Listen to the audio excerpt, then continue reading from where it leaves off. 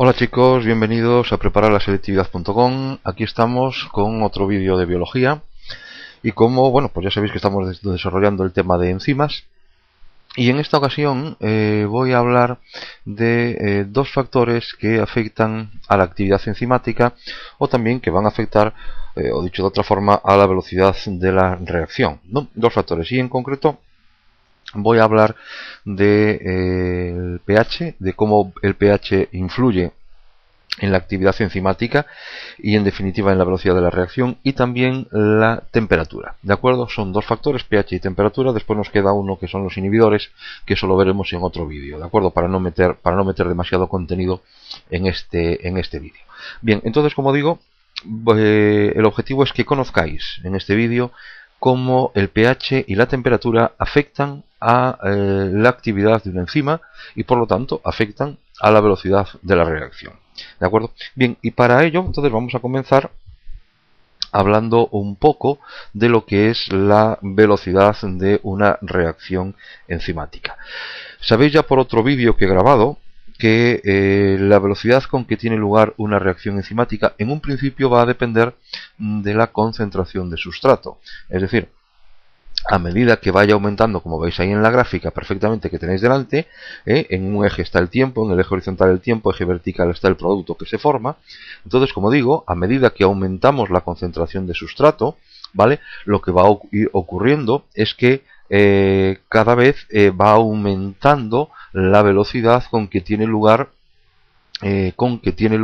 esa reacción, ¿vale? Se va produciendo un aumento, es decir, para una determinada concentración de sustrato se va a producir una determinada velocidad. Aumentando la concentración de sustrato, la velocidad va a ir aumentando progresivamente hasta que, ya lo sabemos, que va a llegar un momento en el cual se establece el equilibrio, que es que por mucho que yo aumente la concentración de sustrato, la velocidad va a ser siempre la misma. Es decir, se ha llegado a la saturación y por lo tanto la velocidad ya no va a variar, ya no va a aumentar, salvo en el caso de que aumente la concentración de enzima. ¿De acuerdo? Entonces ahí queda expresado como la velocidad con la que tiene lugar un proceso químico, una reacción química, va a ser o va a depender de la variación que se produce en la concentración de sustrato con respecto al tiempo. O dicho de otra manera, la variación que se produce en la formación de producto con respecto al tiempo. Es lo que tenéis ahí. El primero lleva el signo negativo porque la concentración de sustrato va disminuyendo a medida que aumenta el tiempo. Entonces ya tenemos claro lo que es el concepto de velocidad de reacción, que es el cambio de sustrato en función del tiempo, la disminución en la concentración de sustrato en función del tiempo o el aumento del producto en el tiempo, ¿vale? Va a ir aumentando siempre hasta que llega un momento en que se alcanza la saturación y por mucho sustrato que yo añada, si no aumento la cantidad de enzima, pues evidentemente la velocidad pues no va a variar. Bien.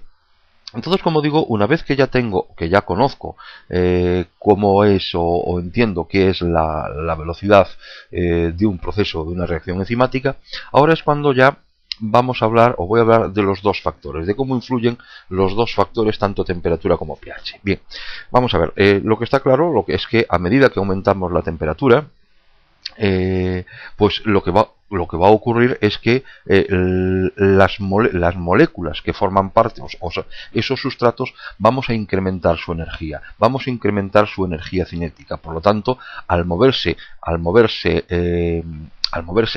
más las moléculas que forman los sustratos, esto favorece que se encuentren tanto el enzima como el sustrato, y de esta manera aumentamos la velocidad de la reacción. Es decir, un aumento en la temperatura lo que está provocando es, como estáis viendo ahí en la gráfica, es un aumento en la movilidad de las moléculas de los sustratos, ¿de acuerdo? Porque está incrementando su energía cinética, ¿de acuerdo? Y esto favorece que se encuentren tanto enzima como sustrato, ¿de acuerdo? Y de esta manera aumentamos la velocidad de la reacción. ¿Y esto hasta cuándo? Esto hasta lo que se conoce como la temperatura óptima. La temperatura óptima es aquella temperatura a partir de en la cual la velocidad es máxima. ¿Por qué? Porque estoy consiguiendo que las partículas, que los sustratos tengan la energía máxima para que puedan moverse, para que la energía cinética máxima, los desplazamientos, sus movimientos son máximos, y de esta forma los encuentros entre enzima y sustrato son máximos.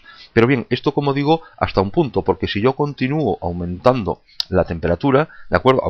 Aumentando la temperatura, me paso de la temperatura óptima, ¿de acuerdo? Va a haber un exceso de movilidad molecular. Al haber un exceso de movilidad molecular, va a dificultar esta unión enzima-sustrato, y por lo tanto comienza ya a disminuir, tal como digo, tal como estáis viendo en la gráfica, comienza ya a disminuir lo que es la velocidad de la reacción. Esto, repito, continúa disminuyendo hasta que se alcanza una temperatura a partir de la cual, y como la enzima es una proteína, ¿de acuerdo? A partir de cierta temperatura, la proteína comienza a desnaturalizarse. Si comienza a desnaturalizarse, acordaos lo que decíamos, que las enzimas eran óptimas o presentaban sus centros activos.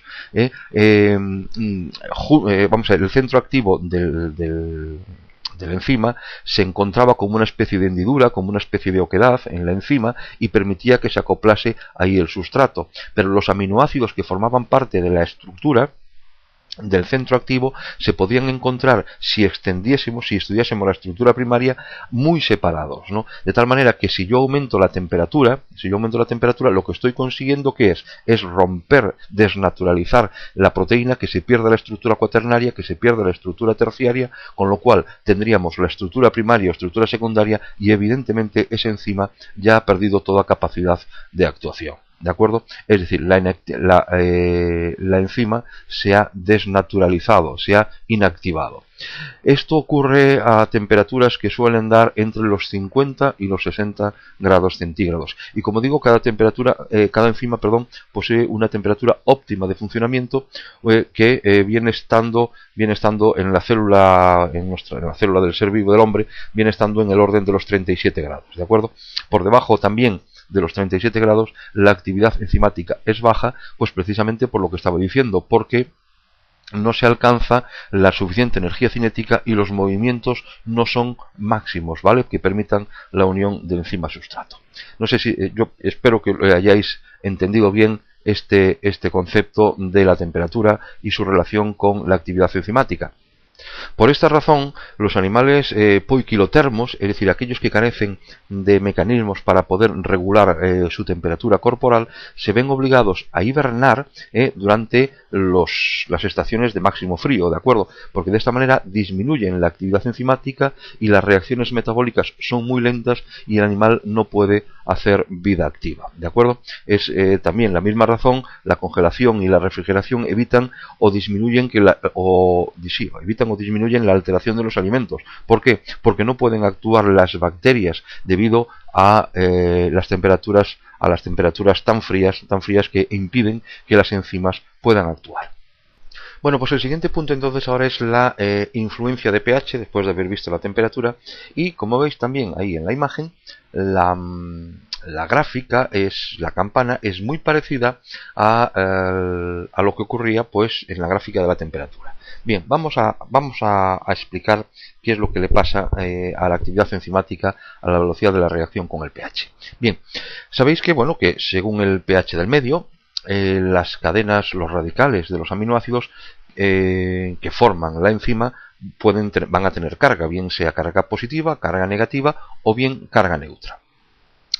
También ya conocéis que los enlaces que se establecen entre los radicales que tienen carga eléctrica de distinto signo van a contribuir a determinar en cierta medida la forma espacial de la proteína. ¿Por qué? Porque mucha estabilidad, o los enlaces de estabilidad que se establecían en la estructura terciaria y que se establecían en la estructura cuaternaria venían debidos, incluso en la estructura secundaria, por la aparición de los puentes de hidrógeno que se establecían, o bien puentes de hidrógeno, o bien enlaces de tipo electrostático que se producían entre los radicales de los aminoácidos. Entonces, ¿qué va a ocurrir?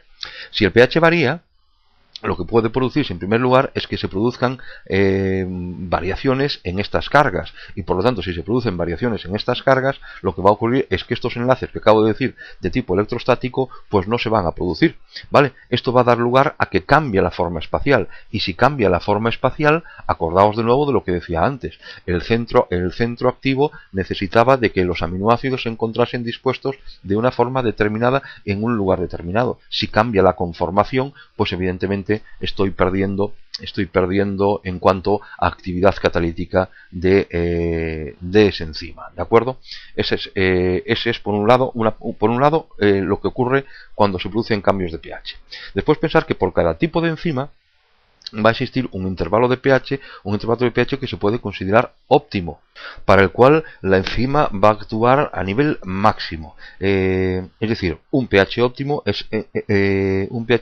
indica o implica una actividad máxima. De tal manera que si ahora lo que hacemos es modificar los valores de pH fuera del intervalo, lo que va a ocurrir que es, bueno, pues que si la estabilidad de la proteína, en este caso la enzima, pues depende de los enlaces que se establecen de tipo electrostático, de tipo puentes de hidrógeno entre los distintos aminoácidos, si yo me alejo del rango de pH para el cual la enzima presenta su máxima estabilidad, pues lo que voy a conseguir es que la enzima comienza a desnaturalizarse y pierde, por lo tanto, toda su actividad catalítica. Es decir, nos centramos en dos, o el pH puede disminuir o disminuye, mejor dicho, la actividad enzimática de dos maneras. Uno, afectando a las cargas globales de los radicales, y por otro lado, a la propia desnaturalización que sufre la enzima, ¿de acuerdo?